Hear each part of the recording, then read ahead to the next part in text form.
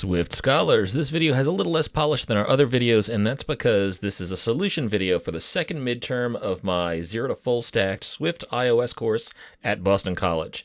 Now, our previous midterm focused on Swift skills. This second midterm is taken about 2/3 of the way through the course, and it's iOS heavy. It focuses on skills to build iPhone apps, and although many of our students have never before taken a collegiate programming class, by this time in our course, roughly 12 weeks into the class, students have been building apps, accessing APIs, using Swift for JSON parsing. They've been working with table views, passing data between view controllers. They know how to play sound and perform basic animations, and they've worked with most of the basic iOS interface components. So this exam requires them to do all of that. It's given as an in-class, hands-on, work on your laptop, 2.5-hour exam. Students can't access the internet for additional help, nor can they open prior code examples, projects, or playgrounds, but they can use any help that's built into Xcode, and they can also bring a single 8.5 by 11 inch sheet of paper and put notes on both sides of that paper. Now, frankly, I hate creating the guardrails for this kind of grading, since in industry, we all rely on prior code and the internet for problem solving, but I've taught hundreds of students, and this seems like a decent way to set some guidelines to ensure that students are prepped enough for recall-ready skills that employers expect, and it'll start them on the path for prepping for technical interviews. It's also important for me to make sure that anybody that's graduating my class isn't simply copying and pasting old code snippets or relying on Stack Overflow examples. And for anyone that's teaching with a textbook that goes along with these videos, if you're curious how I handle grading in my course, students also have a final exam, but they're also graded on a final original app of their own creation. This is submitted as a final project. They can work on this throughout the semester, and they present it as part of the Student App Showcase at the end of the course. Now, by then, students are using Cloud Firestore. They've got a wide open field to build something that really shows their app skills. And if you're interested in what my students have done in their final apps, I've got a bunch of videos of their in-person Student App Showcase presentations, plus some online versions for when we had to do our app showcase when we were COVID quarantined. You can find those at Gallaugher.com/Swift. And for any employers who are interested in hiring my students, do reach out. My students are brilliant, they're hardworking, they're fast learners, and they make excellent apprentice app developers. With that said, let's get into the exam. So here's a look at the app that the students are tasked to build. It's called PocketFauci, and when the app starts, it takes a second to animate Dr. Anthony Fauci. He wafts up from the bottom of the screen. You'll hear his voice say the phrase coronavirus. Coronavirus. After that, it takes another second to fade in the name of the app. Then, if you click on the good doctor, we load a table view of data on US COVID statistics. You see the numbers on the right-hand side have comma separators. This data comes from a publicly available API, and if you click on any of the cells in the table view, we segue to another view controller where we show more data on that state or territory. You can see a map of where the state is located in the United States, and you'll see some additional data on that region's COVID stats. Now, before beginning the app, I direct students to a Google Drive that has some assets that they'll use in the apps. These are at bit.ly/pocket-fauci, all lowercase, that's F-A-U-C-I, and they download an image of Fauci, a sound of him saying coronavirus, and an app icon, given that many students like to show the app to their friends after they're done with the exam. And a pro tip for any faculty teaching and using Google Drive: if you use a Google Drive, I often advise my students to download that first and let the download run in the background. Google Drive is usually reliable, but occasionally it lags a bit, and one year it took several minutes for the download to set up, so have students start that. They can continue their exam, and hopefully by the time they need these assets, they'll be downloaded. The exam says to create a new app in Xcode named PocketFauci, so let's launch Xcode, and this will be a standard iOS app using Storyboards, not Swift UI. Then the exam asks to embed the view controller in a navigation controller, so head over to the main storyboard, click the view controller's dock at the top, and then in the lower right, select the embed icon and select navigation controller. Now I'm also going to click in view as in the bottom of the canvas and set my storyboard device format to iPhone SE first generation. That's the smallest device available that runs the current version of iOS, and it's often easier to design on the smallest device so that you don't have to worry about resized interface elements squishing together so much that they won't be seen. And later we'll also set our build and run scheme to an iPhone SE, since smaller devices run faster in the simulator. Then we're going to add a table view to our view controller, so we'll click on the library and find the table view, drag it over into the view controller. Then we're going to add 4 constraints, so we'll click on Add New Constraints in the lower right-hand corner, and we'll set those constraints to 0, 0, 0, and 0, top, left, bottom, and right, add 4 constraints. Now we're also going to refer to this in our code as table view, so that means create an IB outlet. I'm going to click on view controller in the project navigator, option click on main storyboard. We're in the assistant editor mode. Then I'm going to control drag from the view controller just underneath my class definition, let go. We'll name this as table view and make the connection. Next, to add a table view cell to the table view, click the table view, and in the attributes inspector, set prototype cells to 1. Then I'm going to click on the table view cell, and in the table view cell attributes inspector, I'm going to set selection to none. That'll make sure that any cell that we select doesn't have the lingering gray selection. We're going to set the cell identifier to cell, capital C, lowercase ell. We'll set the table view cell style to right detail. And the right detail style has 2 labels. It's got a title label and a detail label. Both of those can be found inside of the content view. So I'm going to click on the title, then option click on detail. So I've selected both of them at once. And we're going to set the font to system large title. Then we see the fonts change in the storyboard, and we've done everything in question 3. Next, create a new file with a struct named state data. Notice the convention is upper camel case because we're creating a new struct. I like to put my custom data structures just below scenedelegate.swift, so I'll right-click on that file in the project navigator, select new file, click Swift file. This is a brand new data structure. It's not one of Apple's Cocoa Touch classes. Click next, click create, and then we'll define this structure with struct state data, that's upper camel case, open and close curlies, and our 2 properties are going to be var state :string, var positive :int. Now we're going to return to viewcontroller.swift and perform all the steps necessary to get the table view working with some hard-coded data. We'll eventually change that data, but for now, we're going to create a property named state array, which is going to be an array of the state data struct that we just created, and we'll enter 4 or 5 state abbreviations and ints just to make sure that our table view is working. So we'll first create state array as an empty array of state data with colon, and then in brackets, state data, that's upper camel case, equals, open and close square brackets. Now I'm going to create a new element, and then I'm going to append that to state array. So I'll say var new element equals, and then capital state data, open parentheses. Since I didn't initialize state in positive, I'm going to have to enter those values when I create a new state data item. So I'll pass in the string AK for the state, and positive value will just be 500. Then I'll say state array dot append, and I'll pass in new element. Then I'm going to create 3 additional new elements. So I'm going to highlight everything except for the var statement, copy it, and then I'll paste it in 3 times below. And then I'll change the new element values to AL100, then the next one AR400, and the last one AZ200. We'll eventually get rid of this hard-coded state array value. It's just here to make sure that the table view is working. So now let's code that table view. Remember our advice, always think when we work with table views, delegate and data source. So here in view.didLoad, we'll add tableview.delegate equals self, tableview.dataSource equals self. If we wait, Xcode will give us an error, and that's just because we haven't conformed to the required table view protocols. So down here, as we usually do, we're going to conform to the protocol in an extension and add our table view functions in there. So we'll say extension, then the name of this class, which is viewController, colon, then remember delegate data source. So I'll type in table view delegate, select UI table view delegate, excellent, comma, UI table view data source. If you wait just a second, Xcode will complain because we don't have the required functions in here. It asks us if we want to fix this. Yes, Xcode, stub me. Then in number of rows in section, we always return the count of the array that contains our data. So that'll be return state array.count. And then in cell for row out, we need to return a UI table view cell. So what we'll do first is create the table view cell. We'll say let cell equals, and then it'll be table view dot. We'll say DQ reusable cell. The option that we'll select is this one with an identifier for an index path. The identifier is going to be the string, capital CELL. We entered that in the main storyboard, and our index path is just going to be lower camel case index path. That's a parameter that's passed into this function. Then we'll say return cell. We're returning the cell that we just created, but we also need to configure that cell in between these 2 lines. First, we're going to configure the cell's text label. So we'll say cell.textLabel with a question mark, .text equals, and that'll be state array, open brackets, and that'll just be indexPath.row, close bracket, followed by .state because we're passing in the state property. And for the detail text label, we'll say cell.detail text label question mark .text equals state array, open bracket, indexPath.row, close bracket, .positive. Now, of course, .positive is an int, but we need to pass that in as a string because the .text property accepts a string. So here's a shortcut. I'm going to highlight this whole variable name, state array through .positive. And then with this highlighted, if I press a double quote, Xcode will put double quotes on both sides, and if I press an open parenthesis, Xcode will put parentheses on both sides. Then I just need to left arrow over, and I can put in a backslash, and I've just put this int expression in string interpolation with a minimum of keystrokes. Then I'm going to set my scheme to first generation iPhone SE for speed, build and run, and we see the table views working fine.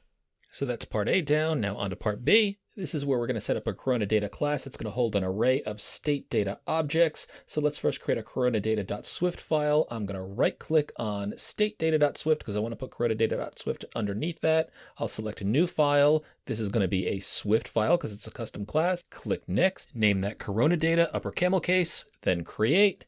And then once this file is created, we're going to say class and then upper camel case coronadata. That's the name of our new class. Then open and close curlies. Then we want to add two properties to the class, state array, which is an array of state data structs, and URL string, which is a string. And I gave you the string in there, which we're going to use to access the API. So between the curlies, we'll say var, lower camel case state array, colon, and then in between square brackets, upper camel case state data, that's the type, and that'll equal open and close square brackets. So the array is declared and initialized, but it's an initialized with no elements inside of it. Then we'll say var, URL string equals, and I'm just going to copy and paste the string that was on our exam document. Then in viewController.swift, we want to remove the variable state data, and we only use that to test our table view setup, and we'll replace that with an instance of coronadata, the class we just created, named lower camel case coronadata. So we do that with var, lower camel case coronadata equals upper camel case coronadata, and then open and close parens. That statement declares and initializes our new coronadata object. Then in view.didLoad, I'm going to delete all of these lines that I used to create the dummy data inside of state data. Then in number of rows in section, we want to be returning coronadata.stateArray.count. Then I'm going to copy and paste just the coronadata dot part, and I'm going to paste those into my cell for row at statements just before the two mentions of state array, and that updates these two table view methods. And if we build and run right now, we won't see any data inside of our table view, but we've modified things to work with this new data structure. Now on to part C of the exam, where we're going to get data using the API, and we'll parse the JSON that's returned. And I'm going to highlight the URL that you see here and return to the browser and paste it in so that we can get a look at the JSON we'll be returning. And as mentioned in the question, the data starts with an array of elements. And unlike the Pokemon data that we saw in an earlier exercise, there's no results key. So this suggests we're not parsing data into a single data structure, but an array of data structures. So this is more like the Game of Thrones example that I shared with my students before the exam and that you can also find on my YouTube channel. Now, each element we download should have two properties, state, which is a string, and positive, which is an int. And both of these are properties of the state data struct that we've already created. Now, I'm going to show you a few ways that we can approach parsing data, and the end solution we'll arrive at will be the most efficient, but really any technique that works would be accepted for full credit. So back in our coronadata class, we'll create a getData function, and it'll be exactly like other getData functions that we've written in previous exercises. The only difference will be how we handle the JSON parsing. So we'll start by saying func getData, open and close parens, open and close curlies. And remember, we want to add an escape enclosure to this function so that the function call is followed by a set of curlies that won't execute until the completed statement is encountered. So to do that, between the function parens, we'll add completed, which is the keyword we're going to be looking for to tell us that we're done with the function, colon, and then at escaping. Then we're not going to pass out any parameters, so we'll just have open and close parens. We'll write an arrow with a dash and greater than symbol, and we're not passing anything out of the completion handler either, so we'll finish off with open and close parens. Now, I always find it useful to start a getData function with a statement that'll print the URL we're accessing to the console, and this is helpful in case I ever want to copy and paste that URL from the console into a browser to double check the data that shows up in the browser. And so to do that, I'll just say print, and then in between double quotes, we are accessing the URL string interp, and in between the string interp it'll be URL string, which is the constant we have up here, and I always start that with a web emoji, just to make this line stand out better in the console. Now, as far as the steps for getting and parsing data using URL session, first we have to create a valid URL, and we'll do that with the statement guard let URL equals, and that's capital URL open parens. We want to select the option with string, and the string we're going to pass in is going to be URL string. Again, that's this string up here. And we have to do that because the URL data structure that iOS uses is not the same as a string. And if we can't create this URL, we'll say else, open and close curlies. We have to put a return statement in here. And don't forget, if we return, we should also put our completed flag just before the return. So I'll copy completed, paste it in just before the return statement and put an open and close parens in there because we're not passing any values out. And just before the completed statement, we'll print out our error with print. And in between the double quotes, error could not create a URL from string interp, and in the string interp we'll put in URL string, and just before error I'll put in an angry emoji. Then we'll create a constant for our URL session.shared value. It'll just save us a bit of typing and make our code a little bit easier to read, and we'll do that by saying let session equal URL session.shared. Then the next step, we're going to get data with the sessions.dataTask method, and there are a few options there. So we'll say let task equals session.dataTask, and look, there are a number of different options in here, and the option that we want is this data task with the request, which is a URL request, and the completion handler has the data, the URL response, and the error options that could possibly come through. So highlight and select that, press return. Our URL request is just going to be the URL we created up here. That's a URL. Then I'm going to double click on the gray space for the completion handler to get the trailing closure format that I like so much. And I'll name our data parameter as data, our URL response parameter as response, and our error parameter as error. Then let's check to see if we have an error. So we'll say if let error equals error, open and close curlies. Then we'll report it to the console. So I'll highlight my print error statement from up here. I'll paste it down below, but I'll modify it so it just says error colon, and then in between the string interp error dot localized description.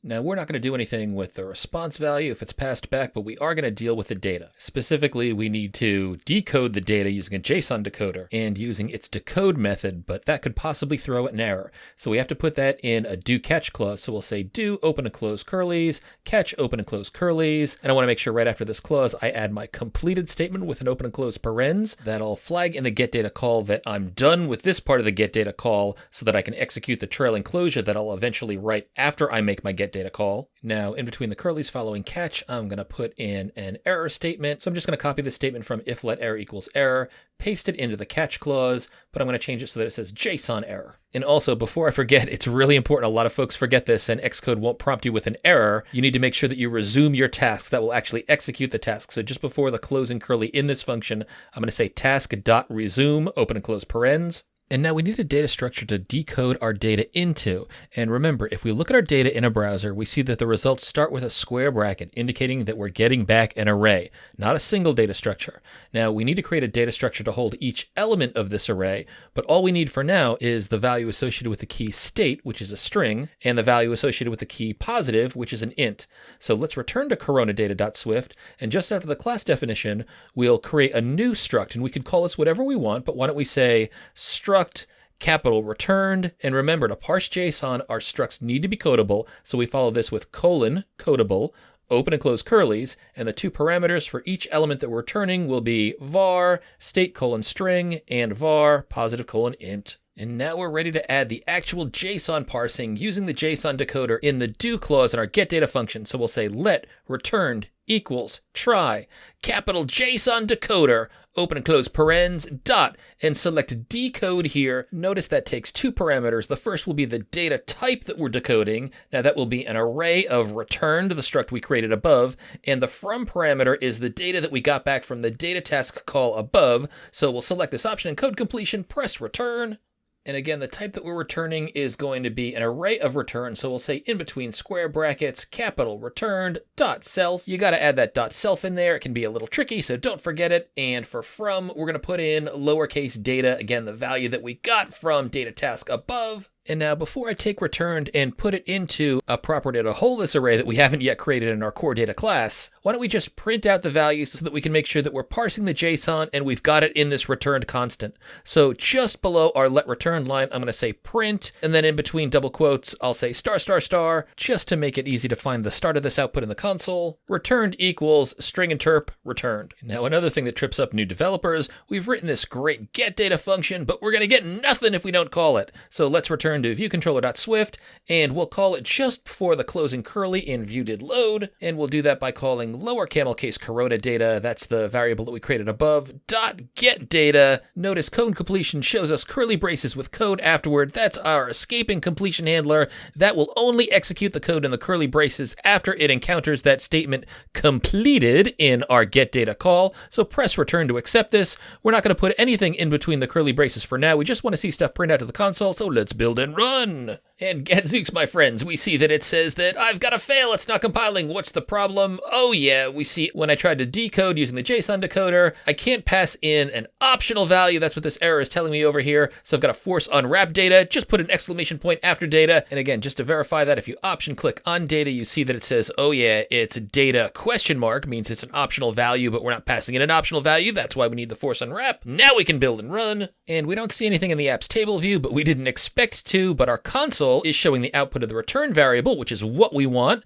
This is our array of returned structs. Nice. If we scroll to the top, we see all 50 states and the US territories. So now let's head back to coronadata.swift and we'll create our data structure to accept the returned array. And to do that, we can just copy the name of the struct returned up here and we'll paste it into our declaration of state array. Now we originally declared this variable as an array of state data and we'll return to that in just a bit with some more efficient code, but I want to build that more efficient solution. So for now, what we'll do is just paste returned over state data so that the state array property of the Corona data class is an array of returned. Then down in get data in our do catch clause, in the do portion, after we create our returned constant from decoding the result of our JSON into an array of returned, we'll say self.stateArray equals returned. Now that leaves us with an array of returned inside of the state array property. And so now that we've got this property set up, let's head back to viewcontroller.swift, and inside of the curly braces following our coronadata.getData call, we can in here execute the statement to reload our table view, because at this point we will have gotten and parsed all of our JSON. Now remember, we need to do that inside of dispatchqueue.main.async, open and close curlies, and we need to do that because all of the user interface code needs to execute on the main thread, but the call to the API happens in a background thread. Then in between the curlies, we'll just say self.tableview.reload data, open and close parens, stop, build and run, hammer time, and look at that, we've got all of our data listing the abbreviations for all the states and territories and the number indicating the positive cases of coronavirus.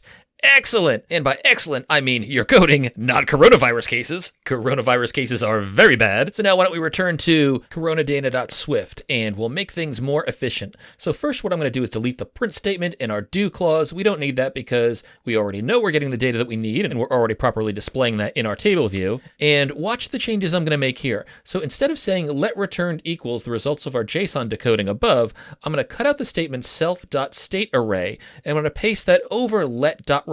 So we'll get rid of the returned constant middleman, and then I can get rid of the entire statement following our JSON decoding. We don't need that at all. We're decoding directly into the state array property of our Corona data class. Now let's take a look at where we declare the state array property at the top of the class. We declared this as an array of type returned, and we created returned above. It's a struct that has a state and positive property, but wait, we created a struct with those two properties previously. Remember this guy in state.swift? Now the only thing we need to do in order to use this to decode our JSON is to conform this struct to the codable protocol. So we'll just add :codable right after the state data struct name, and then we can return to coronadata.swift, and hey, that means we no longer need the entire returned struct. And that's because we've got the state data struct, which is now codable. So let's highlight the whole returned struct, we'll delete that, and we'll make sure that we now initialize the state array property to an array of the state data struct, no longer an array of returns, since we just deleted the returned struct definition.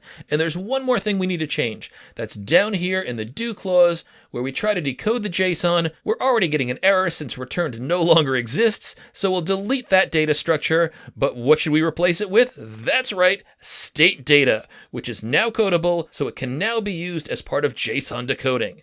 Next, press stop, now build and run, and we get the same results, but we've made our code much more efficient by eliminating the unnecessary returned data structure. Now that brings us through part C of the exam. We spent a bit of time describing how we actually decode JSON into data structures, and we demonstrated how to make our code a bit more efficient. So hopefully that makes things clear if they weren't already clear for you. But this is also a good point to pause in our exam solution video series. In the next video, we'll continue solving the exam by adding a second view controller, and we'll allow the user to click on a state or territory in the table view, and then we'll pass the data over to this new view controller, and we'll show more detail for that selected region. Keep at it!